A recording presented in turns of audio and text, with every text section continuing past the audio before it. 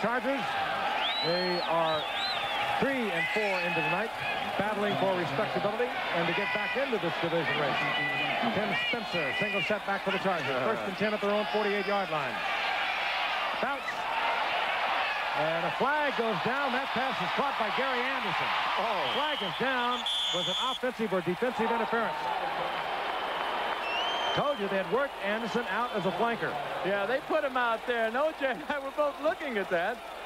They had one-on-one coverage with the linebacker, Jeff Barnes. Well, something was definitely wrong on the play because Matt Millen started to run on the field right as the ball was snapped. I think the Raiders may have been short a man on that play. Here's Dick Jorgensen. The play was wrong for 12 on the field, but there were only 11. Touchdown. Hello. Gary Anderson from 52 yards out. He made a terrific catch. That is not Gary Anderson's position. Wasn't at Arkansas. Wasn't at Tampa Bay in the USFL. The Chargers brought him in a few weeks ago. Stuck him out there. They worked on him. He is a great athlete, a great runner. And who knows, maybe a great wide receiver of the future. Well, having a linebacker trying to cover you man-to-man can make it look good, too. And that's exactly why the Chargers have been working guys like Lionel James and of course, Anderson outside because they're looking for those mismatches. Barnes. Autry, the tail of the tandem in the eye. Hardle goes in motion. Pitch to Autry going wide. Touchdown, Northwestern.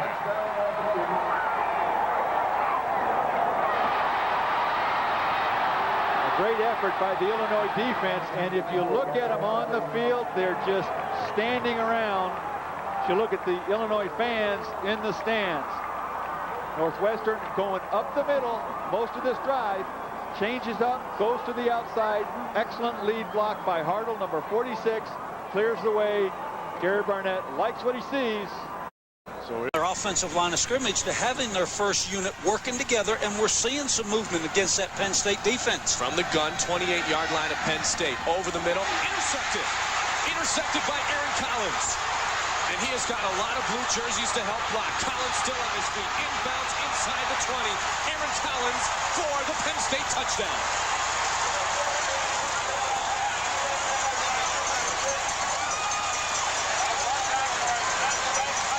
Great block on the play by Clint Holes. 76 yards on the return.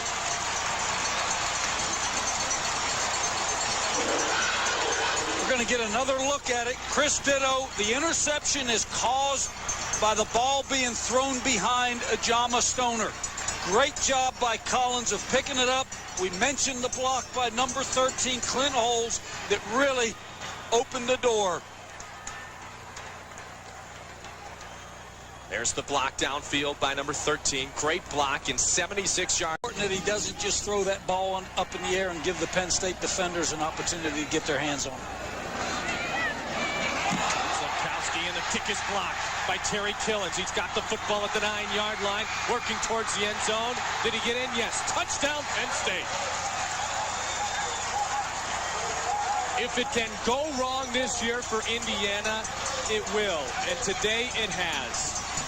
Opportunistic Penn State team. And we talk about foot speed. The defensive line of scrimmage of Penn State, when you look at them physically, they are not big, overpowering people, but they all run well. Terry Killens, a linebacker before he came to Penn State, and we're going to see that he avoids the block of number 27 and then has the foot speed to close on the punter. The awareness to come over, take time to bend down, pick the ball up, and advance it in for the touchdown. The PAT by Conway is up and good. They've basically been an 11-man unit, so when you get a chance to get those backup people in, it's important to your team, important to those young people. McQueary trying to go up top, looking for his receiver inside the 20. Reception made, going to be a touchdown, Penn State. Joe Jurevicius, a 55-yard touchdown reception from the backup quarterback, Mike McQueary. These are the situations, Mike, that are talked about as far as when do you stop trying to put points on the board by throwing the ball. My personal feeling is you got your backup quarterback in the game. You've got to give him the chance to throw the football, because if he has to come into a critical situation, he's going to have that experience. We saw on that replay the tremendous job that Jurevicius does with the ball in the air of leaving his feet, going up in the air, out jumping the defensive back for the ball and for the touchdown. First and 10. Sherman's doing what he can. He's taking some licks and made some completions. He's got a first down at the 46. Here he is off play action again. Scrambles around. His safety valves fire up. And Shawn Springs comes up. Loose ball. He might go. Springs will take it on the interception for the touchdown.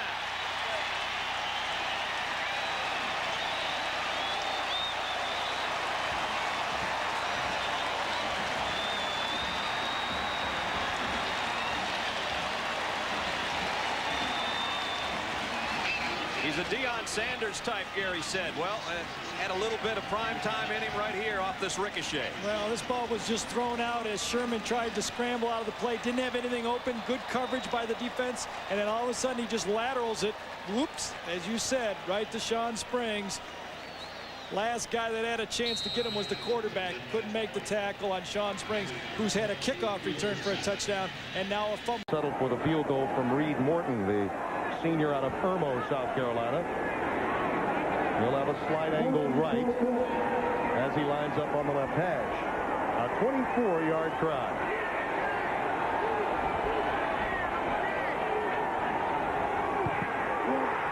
Block. Hines. Tyrone Hines. Touchdown.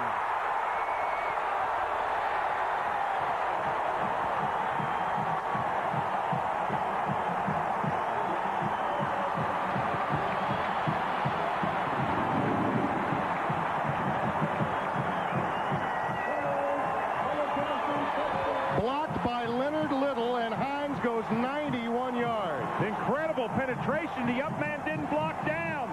Came right up through the seam, and now it's off to the races. Well, you talk about a penalty turning the game around. That penalty on second down on the 1-yard line changed the entire complexion of that first drive. Just as Bob Kessling mentioned at the top, the kicking game, something that has been a real problem for the Gamecocks this year, evidenced early. Oh, huge, just a huge mistake. I don't know if Hines is hurt or if he's just winded. I think he's wide right, Jordan Penny wide left, shotgun formation. OU is 4 of 13 on third down conversions. Eric Moore straight back to pass, lobs a pass, caught for the first down. 35-40, 45-50, 45-40, 35-30. That's Darrel Moore to the 25-20, 15 to the 10 to the 5. Touchdown Oklahoma, and no flags on the field. Here the Sooners going for 2. Although it hasn't been much fun this afternoon for his defense. Werfel with time. Downfield, wide open, touchdown. Riedel Anthony.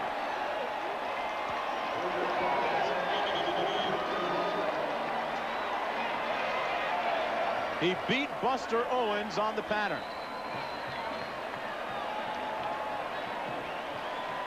That play was so well set up, Mark, because they pound with the running game, giving it to the tailback. They draw that defense up that's trying to stop the run all of a sudden, and then they fake the run and throw it for the touchdown. Good pressure by Georgia. They were expecting run. Werfel steps up and makes the throw and taken down to the ground. But I'll tell you, when you know that He'd be murdering in the train station at rush hour. Pick your pocket. 5:40 to play. Handoff is to Jackson, who fumbles it, and Georgia takes it into the end zone. Brendan Tolbert. Turnabout is fair play, I guess.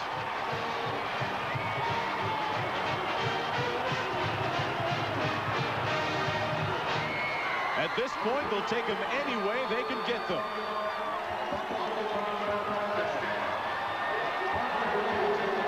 I see Steve Spurrier saying that was stupid. I don't think he meant the guy carrying the football. I don't think he liked the play call because Georgia had it well defensed and they were able to strip the football out. Against Minnesota. The jug has been Michigan. 16 of the last 17. Oh, let's just make it 17 out of the 18 years. Tamanga Biaka-Batuka, a huge day. 52-yard touchdown, over 100 in the first quarter. It's four. First down for Nebraska. The ball is at the 43 after the short punt. And here goes Frazier down the line, delivers the ball to Green. Green's on the corner, going down the sidelines. He's on his way. He's got a touchdown. 57 yards. They knew it was coming, and they still couldn't stop it.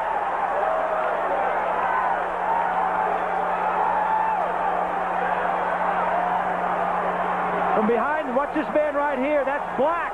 He's the rover back that was instilled by A.J. Kristoff. He was going to make the tackles from the inside out. He gets hung up on the way with all the trash.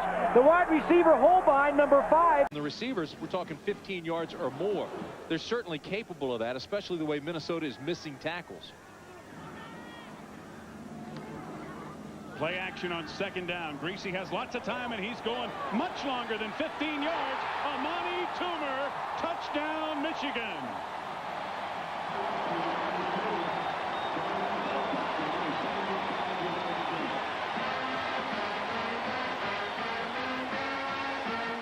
A 75-yard bomb. We said the Michigan receivers had to have some big plays, 15 yards or more. You're right, this one is much more. I'll tell you what, quarterback controversy. How about Greasy? They say his arm isn't that strong. Wrong. This ball is not only thrown deep, but it's thrown well.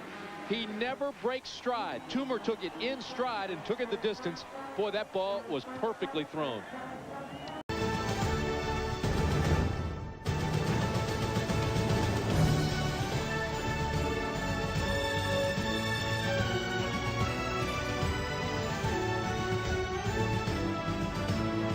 And their last Pac-10 loss was against this USC team in 1993.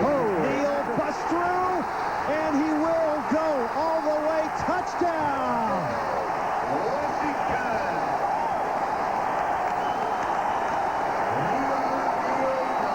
Great blocking by the two tight ends at the point of attack. That was Conwell and Cleveland, 82-85. They just drilled the defense.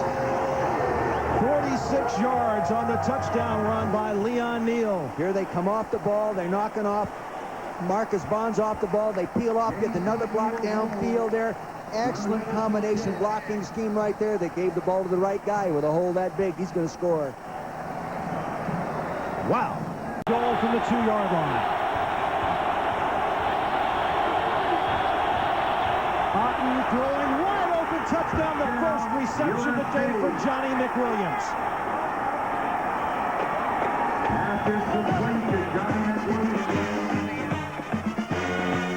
I think he'll pick the ball, do you not, Rod? Here he is, right in the middle of your screen. They haven't thrown the ball to him all day. There he is. He just goes, reels in there. Obviously, they're in a zone. Someone's saying, hey, I didn't cover him. Momentum builder, good field position. And then you got to watch this closely. Gross to pass. The ball's it's almost stolen away. It's actually batted by Mike Langridge, and it comes right back to him, and he races in for the score. Yeah, unfortunate play, obviously.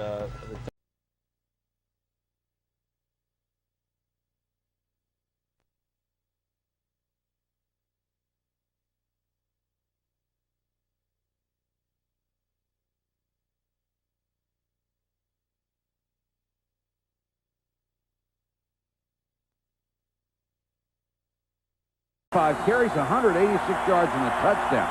And Nix has the school record. 32 completions in this game.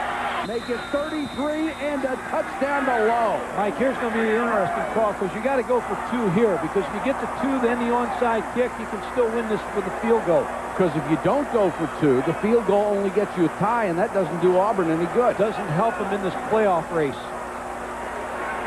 They would still be a full game behind Arkansas and have no tiebreaker advantage. So they will set up to go for 2. Kustok to the end zone for the win. Caught! Touchdown! Northwestern wins it! Northwestern wins it! Sam Simmons made the catch! The Wildcats do it! Sam Simmons made the catch! The ball was deflected!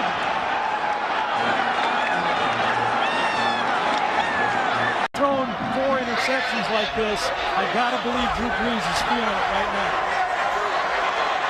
Second down and 10. Offensive line continues to do a great job. Wide open. Got him. Touchdown Purdue. Seth Morales. Holy Toledo.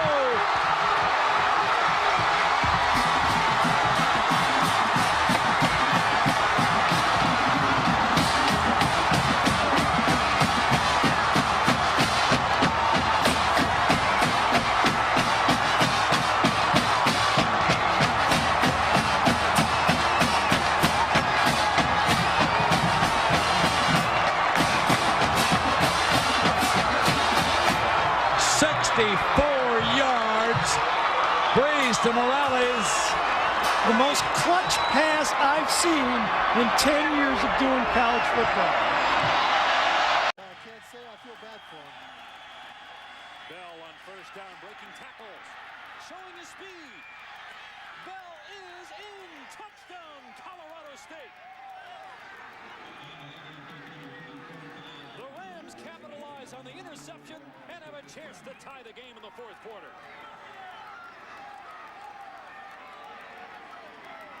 We talked about Bell's strength in the first half. He shows his speed here in the second half. And no doubt about it. Watch him break the arm tackle there, and then the speed to the outside. A lot of folks didn't think he had that, and then he finishes the run in the end zone.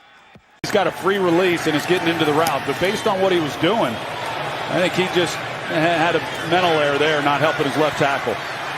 Flag is down, returned by Austin. Plenty of room, great return, still rolling, flag is down, Austin into the end zone, touchdown.